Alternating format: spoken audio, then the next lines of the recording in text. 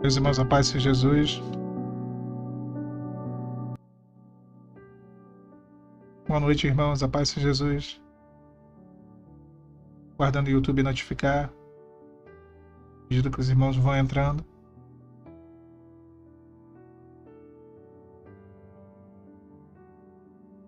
Paz, Senhor.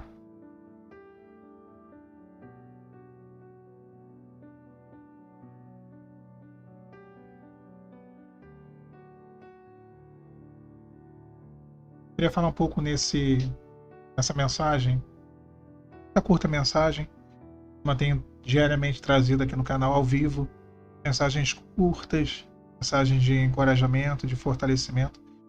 Eu acho que é indispensável na nossa jornada quanto crente, que a vida do crente ela é feita de batalhas, né? Uma batalha após a outra, e nós vamos de fé em fé até esse dia perfeito. Dentro dessas nossas lutas, e são inúmeras as lutas, muitas tempestades acontecem. Elas vêm de repente. E eu acho até que as piores tempestades são as tempestades internas. Por isso eu botei no título, falando sobre tempestades da alma. Que são essas tempestades que mais nos açoitam, que mais nos atormentam. Porque quando as tempestades elas são externas, ou seja, são coisas que estão acontecendo ao nosso redor, circunstâncias, fatos, nós estamos alicerçados em Deus, nós internamente, podemos dizer assim, estamos com a nossa fé fortalecida, estamos bem espiritualmente, tudo aquilo que ocorre fora, todas as circunstâncias, tudo aquilo que acontece, não afeta tanto, não mexe tanto conosco, porque nós estamos em paz, a nossa vida está estruturada no Senhor, e há em nós um contentamento espiritual, fortalecimento.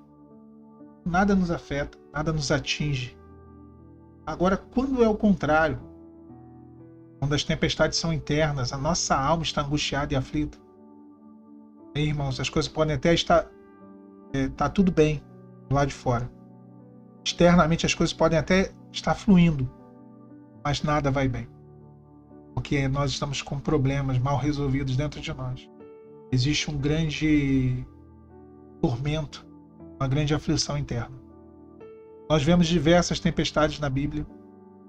Os discípulos, eles se viram em situações de aperto.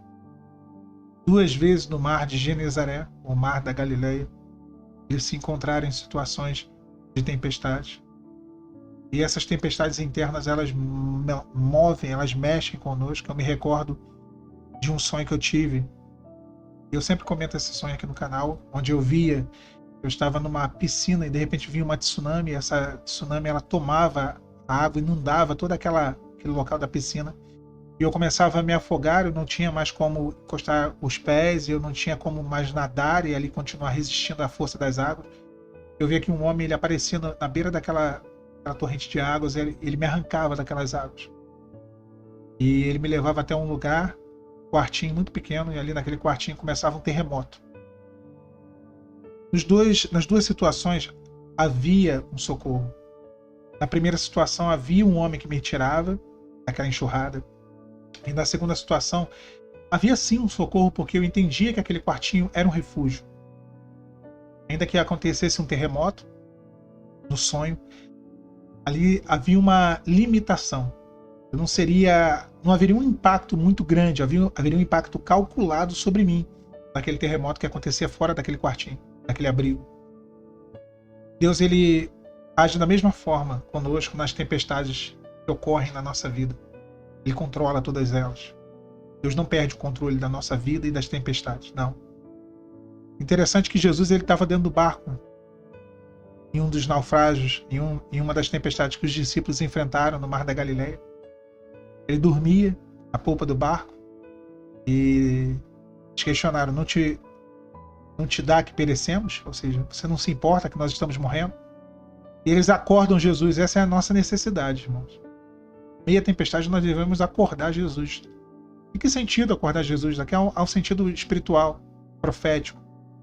Não que Jesus esteja dormindo, que ele esteja literalmente inconsciente, Não.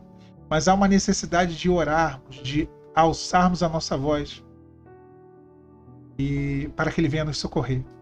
Na segunda tempestade, na outra tempestade relatada nos evangelhos, eles, desesperados, já não tinham mais recursos, forma nenhuma de lidar com aquela situação. A palavra fala que Jesus vem andando sobre as águas. Agora notem os irmãos, há uma operação diferente. Há uma operação diferente. Nessa segunda tempestade que Jesus vem andando sobre as águas, Pedro vai ter com Jesus, Jesus entra com Pedro dentro do barco e ele acalma a tempestade. Antes de acalmar a tempestade, ele acalma os discípulos. Ele diz, não tenhas medo, tenhas fé. Tendes fé e não medo. Por que tendes medo?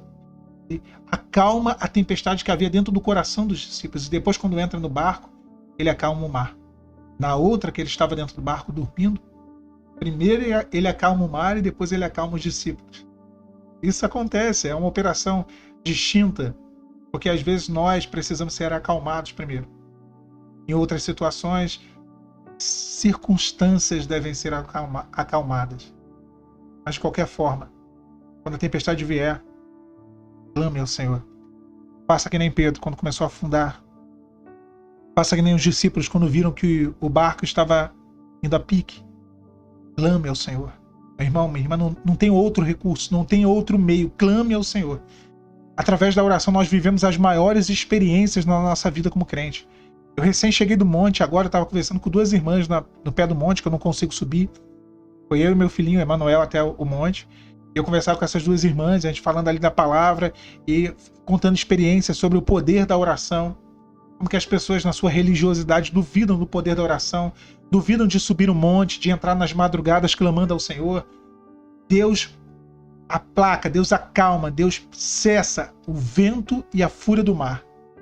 Sejam das circunstâncias, seja daquilo que está acontecendo, de todos os desdobramentos das situações da sua vida, em várias áreas da sua vida, sejam as tempestades internas, Deus acalma através do poder da nossa oração.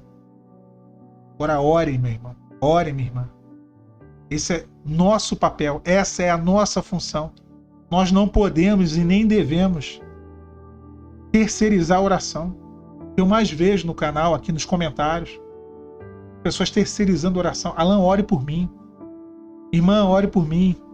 Fulano, ciclano, ore por mim. Não, ore você mesmo por você. Ore por você. Você é o maior interessado pela sua vitória. Você é o maior interessado. Você é a maior interessada. Essas irmãs que estavam ali na beira do monte comigo, guerreiras, servas do Senhor, estavam ali pagando um preço. Eu sempre digo, não há desperdício de oração no mundo espiritual. Todas as nossas orações, elas foram ouvidas por Deus. É um depósito da fé. Agora ele vai acalmar essa tempestade.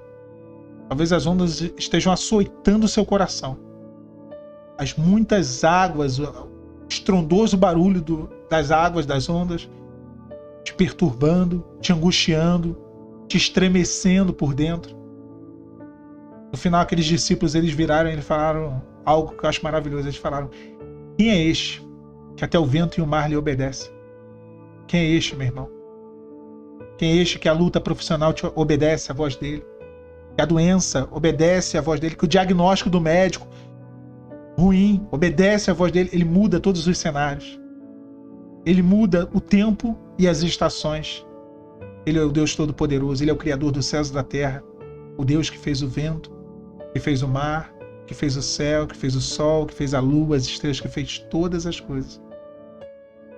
Não há limites no poder de Deus. Você acha talvez que a sua luta é a pior que você conhece, é a maior que você conhece. Talvez você pense que a sua luta é impossível, que Deus não dá conta. Deus dá conta. Deus dá conta. Deus conhece a sua aflição. Ele sabia que os discípulos enfrentariam aquelas tempestades. Na verdade, foi até ele mesmo quem direcionou eles até aquela tempestade. Foi ele quem disse, atravessai para a outra banda do mar. Ele já sabia que no meio do caminho havia uma tempestade. Você acha que no meio da tua vida, no meio do caminho que o Senhor te designou, que Deus não sabia que haveria esse deserto? Que Deus não sabia que haveria esse vale? Que Deus não sabia que haveria essa caverna, essa tempestade? Claro que Deus sabia. Claro que Deus sabia. É um processo. É necessário. Eu sempre digo isso, na agenda de Deus o sofrimento está ali. Faz parte do processo de Deus. O sofrimento está dentro da agenda de Deus para a nossa vida. A agenda é essa de transformação, meu irmão. A agenda é essa de restauração completa, minha irmã. Deus não faz nada pela metade. Nada mal feito. Ele vai acalmar essa tempestade. Tenha fé. Creia. Não somente creia. É a única exigência que Jesus fez. Creiam. Acredite. Ele vai acalmar essa tempestade. As tempestades da alma, tempestades da sua alma, e também as tempestades das circunstâncias, de tudo que está acontecendo. Não há luta que seja eterna. Não há provação que seja sem fim. Existe sim um fim para o teu deserto e para a sua adversidade. Já tem um dia, já tem uma hora determinada na eternidade. O Espírito Santo ele conhece, ele te sonda. Ainda a palavra não me chegou à boca e tu já sabes, Senhor, diz o salmista. Ele sabe. Eu não conheço o teu coração, mas ele conhece. Ele sabe aquilo que você está pensando agora, aquilo que você coloca diante dele nesse exato momento.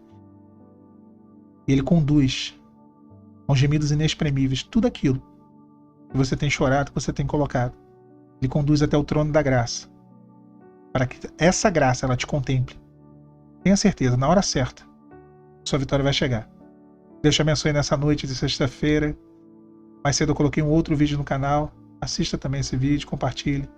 Que o Senhor dê aos irmãos que estão ouvindo essa live uma noite de paz e as tempestades da mente venham a ser aplacadas, acalmadas. Que a paz do Senhor ela invada o seu coração.